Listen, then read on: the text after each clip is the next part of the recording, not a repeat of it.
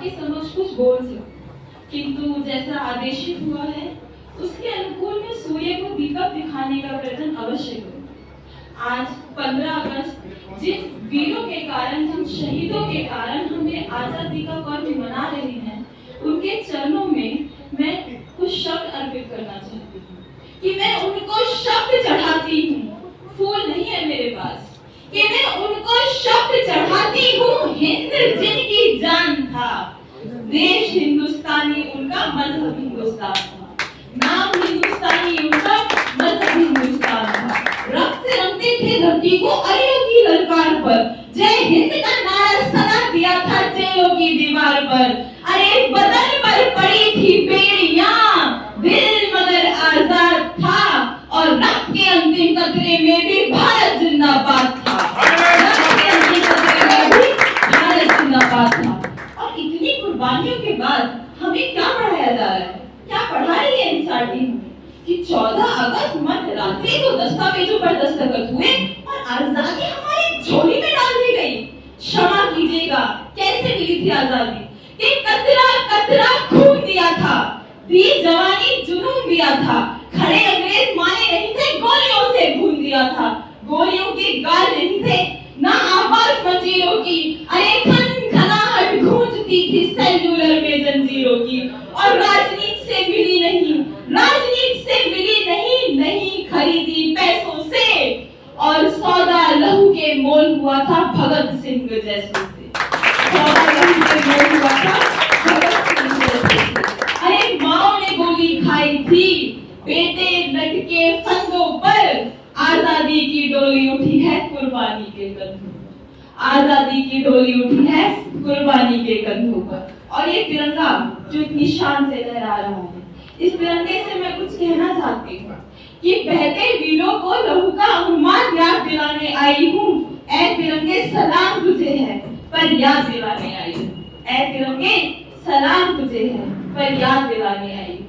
तेरी खातिर कितनी कोके हंसते हंसते खाली हो गई, तेरी खातिर कितनी कोके हंसते हंसते खाली हो गई, झांसी वाली तलवारें मरने को मतवाली हो गई, तेरी खातिर जाग उठाता बंदूकों की नलियों में, उधम सिंह ने उधम मचाया लंदन वाली गलियों में। अरे आजाद भी क्या दीवाना था जिसने तुझसे प्यार किया, तेरी खातिर लाला ने बागी हरत अखबार किया, तेरी खातिर तिलक ने बागी हरत अखबार किया, अरे तेरी खातिर लाला ने जल्दी बातें आगे कर दी, तेरी खातिर लाला ने जल्दी बातें आगे कर दी, गोली लाठी से टक्कर लेने अपनी छाती आगे कर दी। अरे जलियांवाला बाग जिनका इंकलाब सुनाता है, उनकी दो सांसों के बल तू आज तलक लहराता है, उनकी दो सांसों के बल तू आज तलक लहराता है। अभी जवानों की बात हो रही थी, युवाओं की बात हो रही थी। हिंदुस्तान का युवा क्या है? हिंदुस्तान का युवा जो रात को दोनों हाथों में बियर की बॉटल लेकर जवान हो रहा है, क्या ये है हमारी जवानी? क्या ये है हिंदुस्तान का युवा? माफ कीजिएगा, हिंदुस्तान के युवा की डेफिनेशन आपके हवाले से पूरे विश्व को देना चाहूंगी कि खुदीराम ने खुददारी से हंसकर जिसका दान किया, खुदीराम ने खुददारी से हंसकर जिसका दान किया, भगत सिंह ने चूमा जिसको और जिसे कुर्बान किया, भगत सिंह ने चूमा जिसको और जिसे कुर्बान किया, आगोश में जिसके सुभाष से निकले लश्कर हिंद बनाया था, फतेह सिंह को और जोरावर ने दहलीज पे जिसे ठुकराया था।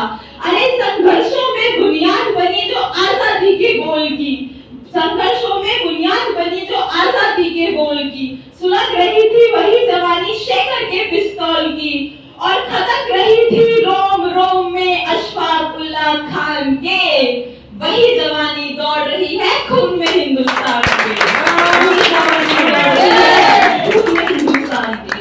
और इन सब कुर्बानियों के बाद हमें क्या पढ़ाया जा रहा है, हमें क्या सिखाया जा रहा है? मेरे पिताजी ने भी उस चीज की बात की कि साबरमती के शब्द तूने कर दिया कमाल। आगे की पंक्ति का मैं पूरा सम्मान करती हूँ, क्योंकि यकीनन साबरमती के संत ने कुछ तो किया ही था, किंतु राइम करने के लिए जो पंक्ति जोड़ दी गई कि साबरमती के संत तूने कर दिया कमाल, दे दी हमें आजादी बिना खड़क बिना ढाल। क्षमा कीजिएगा, मैं जब भी ये पंक्ति हिंदुस्तान के किसी भी कोने में सुनती हूँ तो सुभद्रा कुमारी चौहान मेरे सामने से गुनगुनाते हुए निकल जाती हैं कि सन 57 में चमक उठी वो तलवार पुरानी थी। सन 57 में चमक उठी वो तलवार पुरानी थी। फिरंगियों को मार भगाने की वीर कुंवर सिंह ने ठानी थी। और बुंदे ने हर बोलों के मुंह हमने सुनी कहानी थी। और खूब लड़ी मर्दानी वो तो झांसी वाली रानी थी। खूब लड़ी मर्दानी वो तो झांसी वाली रानी थी। झांसी वाली रानी, झांसी वाली रानी उस वीरांगना के साथ एक पाप हुआ, एक अत्याचार हुआ, वो इसी देश की मिट्टी में हुआ। यदि उस गुनाह की बात ना की जाए तो ये सही नहीं होगा। याद कीजिएगा 57 का वो दौर कि गुलाम निराश इतिहास को शौर्य की झनकार मिली। तात्या की तलवार के संग जब झांसी की तलवार मिली थी। तात्या की तलवार के संग जब झांसी की तलवार मिली थी। मेरठ के बागी तेवर का झंझट में संचार हुआ। पूरा भारत एक होने को था कब तैयार हुआ। अरे वीर कुंवर और नाना साहब की शमशीर ब्रिटिशर्स पर भारी थी। वीर कुंवर और नाना साहब की शमशीर ब्रिटिशर्स पर भारी थी। बहादुर शाह की ताजपोशी की भी हमले की तैयारी थी। लेकिन लेकिन लेकिन घाव लगा पीठ पर और बगावत हार गई। लेकिन लेकिन लेकिन घाव घुसा पीठ पर और बगावत हार गई। भारत की ही पतवारों से गौरी की नैया पार गई। भारत की ही पतवारों से गौरी की नैया पार गई। याद कीजिएगा कि जिस लक्ष्मीबाई के तेवर मराठों को भी प्यारा था, जिस लक्ष्मीबाई का तेवर मराठों को भी प्यारा था, बुंदेलखंड का एक राजवंश उस रानी का हत्यारा था। बुंदेलखंड का एक राजवंश उस रानी का हत्यारा था। क्षमा कीजिएगा, इसको आप मेरी विशेषता कह लीजिए या खामियां, किंतु मैं सच्चाई को ना भूलकर नहीं परोस पाती। हिंदुस्तान में विभीषण उस टाइम भी मौजूद थे, अब भी मौजूद हैं। मैं इस बात को अभी तक मानने को तैयार नहीं हूँ कि पुलवामा में वो 200 किलो आरडीएक्स अपने आप आ गया। पहलगाम में ये आतंकी, ये जिहादी अपने आप घुस गए। क्या इसमें हमारे किसी अपने की मिलीभगत नहीं थी? ऐसा कैसा संभव है? तो मुझे श्री ओम अंबर साहब की 4 पंक्तियां याद आती हैं कि सांप जब तलक आस्तीनों के न मारे जाएंगे, सांप जब तलक आस्तीनों के न मारे जाएंगे, हौसला कितना भी हो हम हर जंग हारे जाएंगे। और दुश्मनों के साथ तो हम फिर करेंगे फैसले, पहले देश के ये जयचंद मारे जाएंगे। पहले देश के ये सब जयचंद मारे जाएंगे। पहले देश के ये सब जयचंद मारे जाएंगे। और क्या हुआ था पहलगाम में उस दिन? क्या था उस दिन घाटी का हाल कि अटल हिमालय मायूस दिखाता पवन, मैं पवन भी झुकी झुकी थी। अटल हिमालय मायूस दिखाता, मैं पवन भी झुकी झुकी थी। कुतुब मीनार की शान और शौकत मानो उस दिन झुकी झुकी थी। लाल किला और ताजमहल भी सन्नाटों के साए में, चाय का सब खो गया था खुले आसमान में। अरे अशोक स्तंभ के शांति बीच में हिंसा घुलती दिखती थी। छोटे बच्चों के चेहरे पर किलकारी घुलती दिखती थी। और जेहाद ही था मकसद उनका, आतंकवाद तो बस मुखौटा था। और औरंगजेब का दौर ढलकता जीवित होकर लौटा था। औरंगजेब का दौर ढलकता जीवित होकर लौटा था। और सिंदूर जला जली थी राखी, माँ की ममता जल रही थी। सिंदूर जला जली थी राखी, माँ की ममता जल रही थी। कोई पिता का सहारा था तो पितृ सत्ता जल रही थी। आईना जब देख रहा था पंचशील अभियान हमारा, आईना जब देख रहा था पंचशील अभियान हमारा, एक धमाका मिटा गया सारा स्वाभिमान हमारा। अरे अटल जले, राम जले, माँ भारती का मान जला था। पहलगाम में उस दिन सारा हिंदुस्तान जला था। पहलगाम में उस दिन सारा हिंदुस्तान जला था। उस दिन नाम पूछ कर, धर्म पूछ कर के गोलियां मारी जा रही थी। जब हमारी माँ ने, बेटियों ने कहा कि आप हमें भी मार दीजिए, तो उनसे कहा गया कि नहीं, हम तुम्हें नहीं मारेंगे। You go and tell Modi. तो they came, they told Modi. और मोदी ने दुनिया को क्या बताया? सुनिएगा कि दुनिया को ने भारत का यशगान सुनाया है हमने। दुनिया को ने भारत का यशगान सुनाया है हमने। दुश्मन के घर में घुसकर ही जश्न मनाया है हमने। और धर्म पूछ कर के बहनों का सिंदूर मिटाया था हमने।